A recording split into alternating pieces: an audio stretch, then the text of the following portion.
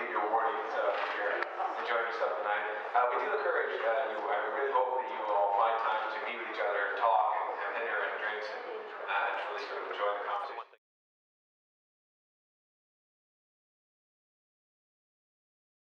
Yeah, how I define digital rhetoric probably has changed this weekend. It's a moving target. Question of the hour is whether it's simply another episode in a continuous history of rhetoric, or whether it marks some kind of rupture. I tend to say that it's studying discourse in digital spaces. And what I typically do when I talk to students about this is I say, rhetoric itself is concerned with discourse and however you want to look at it, right? And so if we think about the digital, it's just a new form of discourse. And so digital rhetoric is inherently tied with the forms of transferring discourse back and forth for communicative purposes. I'm just going to go Aristotle on this one. It's discovering the available means of persuasion in, around, through digital spaces. I think about it maybe in a fairly traditional sense in that I think about digital rhetoric as a field of study as wanting to contribute to a set of scholarly conversations about rhetoric, using digital means to kind of explore those boundaries, to maybe push them back a little bit, maybe to reinforce some things that we've known for some time. For me, rhetoric is really a process of creating immersive, suasive environments based on data from the world that then feeds back onto one or more participants within a space or who are engaging with an object. Moving images, text, discursive, non-discursive, sound, cut and paste, you name it. And can we figure out some kind of rigor, rules, guides to help us use it more effectively? I think that the rise of ubiquitous computing is going to require some rethinking, particularly of our theoretical frameworks. And when technology becomes an actor, how do we understand rhetorical activity differently? The Electronic Literature Organization uses this definition that talks about the computer being sort of essential to the meaning-making process. I think digital rhetoric could maybe think along these terms as well. It's an art, a practice, a theory, a phenomenon that can be researched. So it assumes a public, it assumes an audience, it assumes a rhetor, it assumes some agency. Ideally, what happens to the digital is that it eventually just vanishes off the name.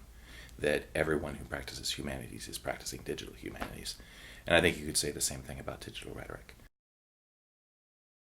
A rough distinction that might not necessarily be fair. Digital humanities is sort of more hermeneutic, so it's more sort of analytical, whereas digital rhetoric seems to be more interested in production. I think rhetoric historically has always been interested in not just using the tools to analyze, of digital humanities to analyze big swaths of text, but to also produce new arguments through them to make new things. I think digital humanities is an attempt to sort of frame a moment, that is to understand that all these processes of making are kind of happening all around us, that we don't only study the artifacts of those things, but maybe the practices too. There was this nice visual at Seas that someone did about, under the circus tent, because everyone can do digital humanities work. And then the other tent was actually no, only those who code and the coders can do and be digital humanists or do digital humanities work. So I think that I'm somewhere in between there, trying to understand what that story is. So I think we do the same types of things. We study digital texts, we make digital texts, we use digital texts to get at new research questions. But it's sort of two different conversations happening that overlap a little bit is how I would characterize it. I don't want to sound flippant about this, but it's not a particularly interesting question to me because I don't think digital humanities is a field, but I think digital rhetoric is a field. Digital rhetoric has a core, a central theory, and a central method, right? We have a place that we can say this is where digital rhetoric starts and works from. Digital humanities is kind of an agglomeration of methods applied to digital products, but there's no core there, right? It's just a way of describing kind of a new ways of thinking about methodology across a broad range of humanities subjects or humanities disciplines. I think actually we get a bit too hung up on the sort of distinction between digital rhetoric and digital humanities, and I think it sort of ends up in this cul-de-sac conversation. I also think it's bound up with lots of discussions about the difference between rhetoric and writing, and literature, and I'm not really invested in refighting all of those fights. So I basically, my argument, and I will sort of make a piece of this argument today during my presentation, is to just forget that altogether and to stop trying to distinguish digital rhetoric from digital humanities. That's a really interesting question because it really depends on what emphasis you want to place on rhetorician. Are you talking about simply people who are practitioners? Or are you talking about practitioners who attempt to understand the practice and theorize and discuss its issues? You know, this is really funny because this may be my thing. Like, I always kind of thought it was funny when people call themselves rhetoricians, because to be a rhetorician assumes that you're engaging in some kind of practice of rhetoric. And when you look at people who call themselves rhetoricians, they most often are just scholars, right? So when you say what is a digital rhetorician, for me, that assumes one is engaging in the connection between scholarly thinking and practice. Interest in seeing the kinds of rhetorical inquiry or study that we can apply to digital media is really where I think we can have the most productive discussion for what digital rhetoric could be, and then the kinds of individuals involved in exploring that space. I guess you just say, I'm a digital rhetorician, and become one. I don't know, it's kind of magic.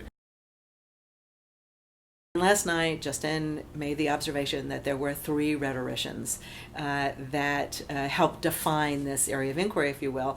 Lannon, Zappin, and Losch. I would probably use Liz Losch's Hacking Aristotle chapter from Virtual Politic. I suppose if I had to pick just like one, then I would say the sections of Liz Losch's Virtual Politic that talk about digital rhetoric. I'm very excited about Doug Iman's book on digital rhetoric. And the one book I keep coming back to is Colin Brooks' Lingua Fracta. We're reading Colin Brook. I would pick Colin Brooks' Lingua Fracta. I think it does a fantastic job of taking classical rhetoric and folding it right into new media technologies. I'm a fangirl of Jody Shipka, so I've told everyone to read Towards a Composition Made Whole. But I quite like something like what Jody Shipka does with Composition Made Whole.